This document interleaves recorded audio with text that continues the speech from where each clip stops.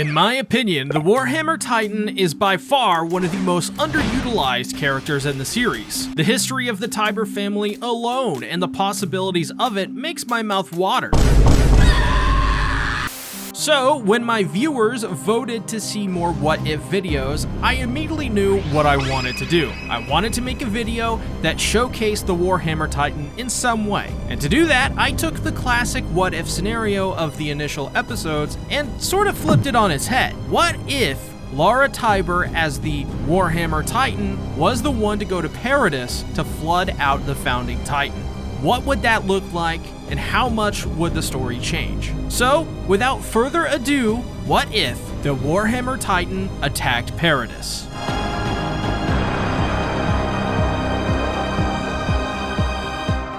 So, when initially brainstorming how the Warhammer Titan would invade Paradis, we first have to tackle how Marley got the Tibers on board in the first place. As we know, the Tibers are a very powerful family that has, technically, full control over Marley's military, knows the true history of the world, and wields one of the most powerful offensive titans in the Warhammer Titan. So, getting the family on board from the start is a very important thing to do. And while probably not addressed until way after episode 1, for starters, we're going to discuss how they get them on board anyways. Marley, realizing the influence of the founding Titan on the world and the Eldians of Paradis, poses a threat to their power and might of Marley as a nation and government. While they have the strongest military in the world, the East are still posing a threat, and their new key in all of this is the development of the East's anti-Titan weapons that can shred through practically any Titan's body, ripping through even the armored Titan's armor with ease. And while still a ways off,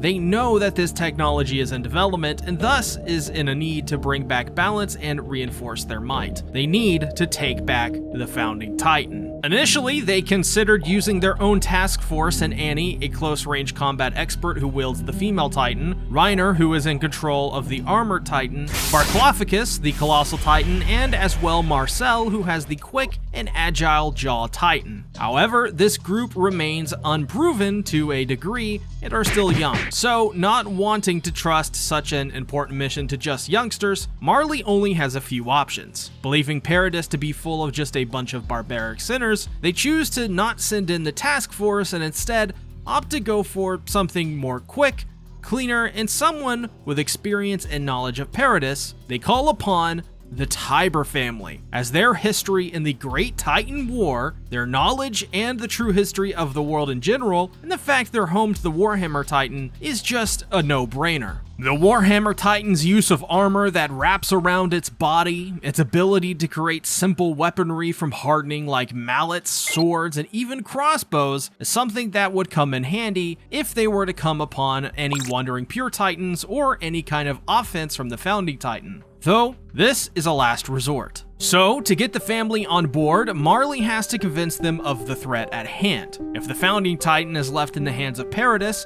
they would risk losing so much potential power to control the Eldians, and as well possibly losing the anti-Titan weapons on the battlefield. This in turn would also threaten the power of the Tibers, so upon hearing this, they actually agree to the plan of attacking Paradis to flood out the founding Titan. However, to be successful in this plan, she will need to create a team, and to do so, she starts by really just enlisting Annie Leonhardt. Using her Scream ability, she will be able to draw in the Titans to help flood Paradis with them, causing much more chaos. Other than that though, it's just a two-person team. And of course you could call this team Team Best Girls.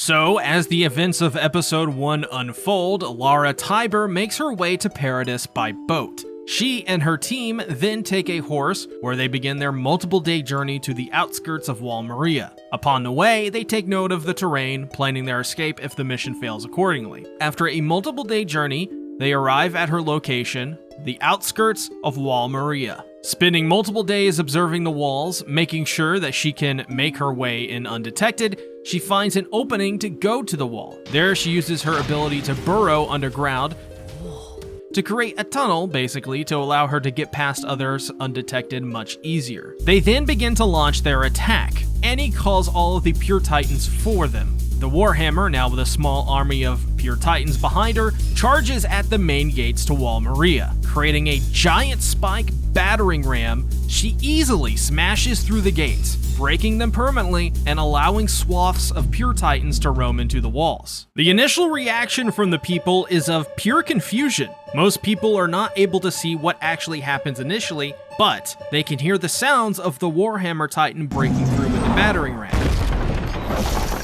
I would have the scene start with her basically repeatedly ramming against the gates, which would create a horrifying sound for the people in the village. When she finally breaks through, debris from the gates are sent flying, splintering some, impaling others, but for the most part temporarily blinding those within the crossfire, allowing the Warhammer Titan to make her way in, pausing for a short second before dropping her battering ram. It's important to note that Lara Tiber, however, due to the armor around her Titan and the fact that she now needs to be more mobile, she opts to not burrow herself into the ground and instead creates a mallet, destroying even more buildings, creating even more chaos. We know she has the ability to burrow herself into the ground, but as well naturally can still be within her name, as her ability was one that was learned, not just a natural ability of the Titan itself. It also makes future encounters with Lara Tiber much more interesting, as they don't know that she can just burrow herself into the ground, making all fights with her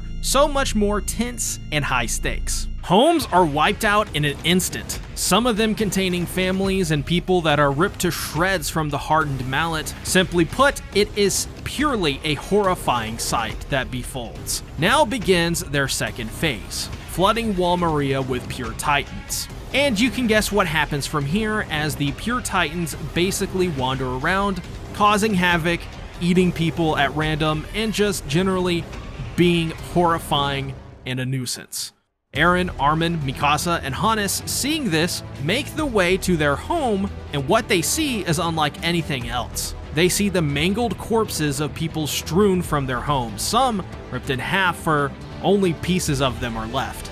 But there is hope, as their home is left intact, and as they begin to run towards it, they see their mother in shock as she is petrified at all of the horror before her. But seemingly, in the blink of an eye, the Warhammer Titan appears with its mallet, wiping away homes. The Warhammer Titan then begins to make its way over to the Yeager family home, randomly just selecting targets, chooses the home of the Yeagers as it goes to swing, the mallet tearing through the house, and sadly through Carla Yeager, who is before her son's very eyes, ripped into shreds from the force of the swing, along with the debris from the house. Debris are then sent flying at Eren and the others, which is when Hannes, on a horse he had gotten from a stable that was partially destroyed, spots them and grabs them both before a wave of debris hit them. Of course, not wanting these kids to die, he brings them to the evacuation ferries. As this is happening, Eren is screaming in shock,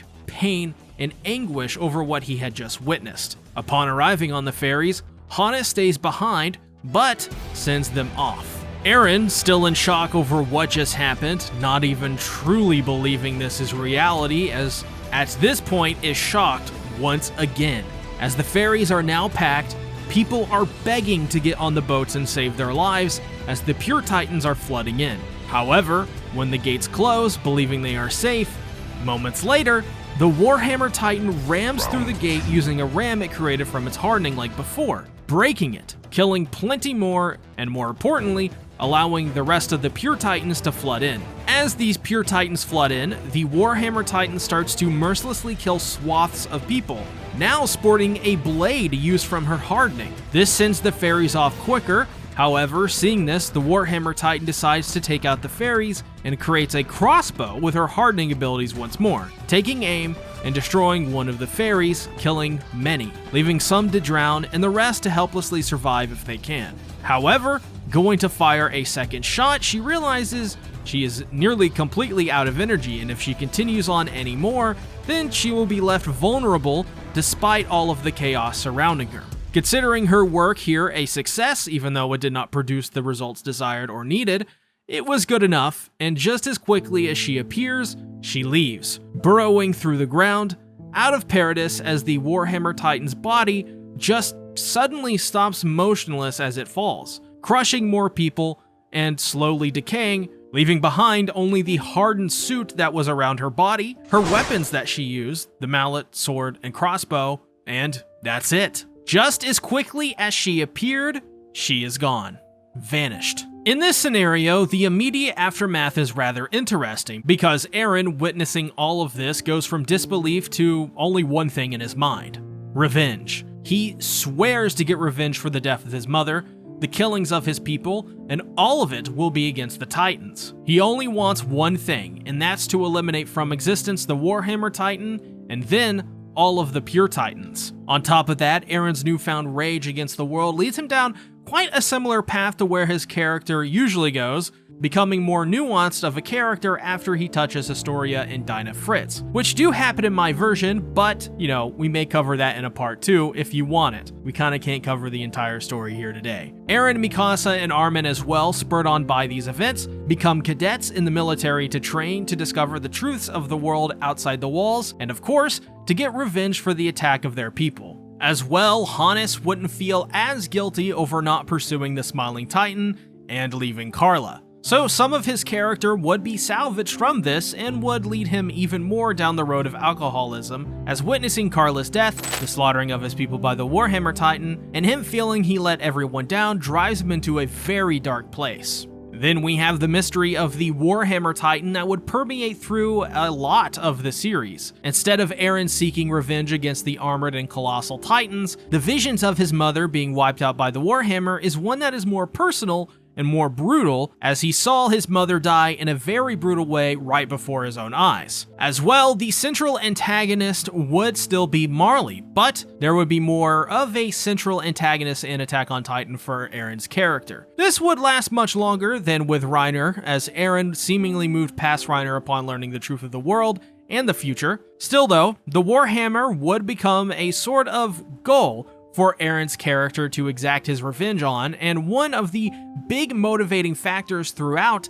is for Eren, Mikasa, and Armin to find the Warhammer Titan, finding any leads they can that would point them in the right direction. For the most part though, I tried to make the first episode as similar in outcome as I possibly could get it to the original story without having to change too much about it. Originally, I was going to have the Colossal Titan and the Female Titan help by smashing through the wall, but I thought it would make more use of the Warhammer's abilities to immediately just ram through it herself and do it all alone. To me, this whole scenario is so much more sudden and just as unexpected as the original, and changes the entire way Eren comes to want to revenge, but still comes to the same outcomes he ultimately did. The idea of a giant Grey Titan with a mallet smashing through houses and slicing up people with a giant sword, as you can guess, is a much more personal visual than that of just all-out chaos of the original. As well, it's just impressive seeing the Warhammer Titan being able to outman a 3-man team of Annie, Reiner, and Barklophicus, because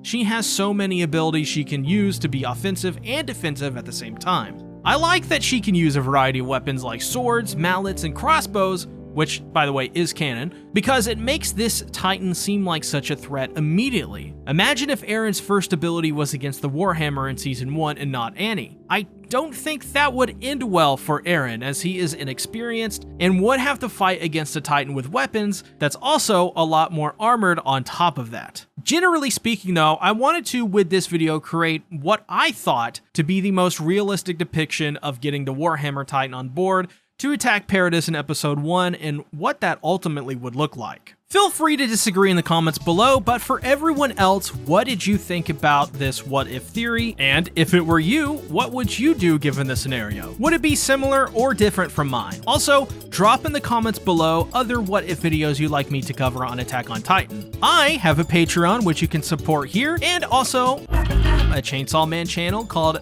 Bento, which you can check out here, and my weekly seasonal anime podcast, King of Anime, where you can watch us cover series like Jujutsu Kaisen, Zom 100, Mushoku Tensei, and so much more. Thanks for watching, bye-bye.